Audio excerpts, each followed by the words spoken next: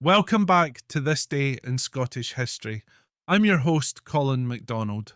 Today we delve into a defining moment in Scotland's past. On November 17th, 1292, the fate of the Scottish throne was decided in a landmark ruling by a panel of auditors led by Edward I of England. Their decision declared John Balliol the rightful King of Scots, ending years of uncertainty but setting the stage for turmoil that would shape Scotland's future. The events leading up to this decision were steeped in tragedy and tension. In 1286, King Alexander III died suddenly, leaving his granddaughter Margaret, the Maid of Norway, as his sole heir. At just 3 years old, Margaret's rule required the guidance of the Guardians of Scotland, a group of nobles tasked with governing the realm. However, Margaret's untimely death in 1290 left Scotland without a clear successor.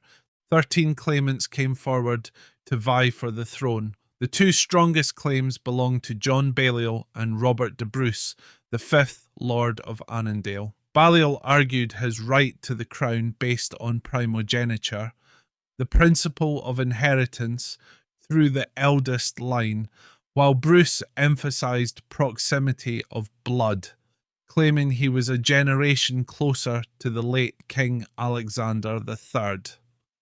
Fearing the outbreak of civil war, the Guardians sought the help of Edward I of England to mediate. This decision would prove controversial. Edward agreed to arbitrate but demanded recognition as Scotland's feudal overlord, a claim deeply resented by the Scots. Desperate to avoid conflict, the Guardians had little choice but to concede to Edward's demands.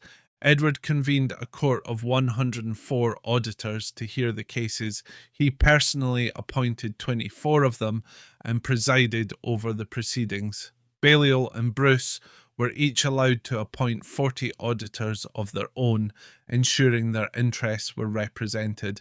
The cases were argued passionately, with each side presenting evidence and appeals rooted in both legal precedent and Scottish tradition. Balliol's claim was straightforward. His mother, Deverguila of Galloway, was the eldest daughter of Margaret of Huntingdon, sister of William the Lion. By primogeniture, Balliol's line had the strongest hereditary right to the throne. Brus, however, countered with the argument of proximity, claiming his descent through a younger line brought him closer in blood to Alexander III. Other claimants, such as John Hastings and Floris V, Count of Holland, presented their own arguments, but none matched the strength of Balliol's or Brus's claims.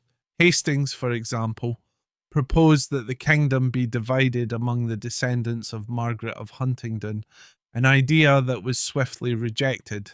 On November 17th, 1292, the court rendered its decision. Edward ruled in favour of John Balliol, recognising primogeniture as the guiding principle for succession. Balliol was crowned King of Scots shortly thereafter, but his reign was overshadowed by Edward's interference. Edward treated Scotland as a vassal state, frequently summoning Balliol to English courts and overturning his decisions. This heavy-handed approach earned Balliol the nickname Toom Tabard, or empty coat, reflecting his lack of real authority. The Scots grew increasingly resentful of Edward's overreach, and tensions boiled over in 1296 when rebellion erupted, marking the beginning of the Wars of Scottish Independence.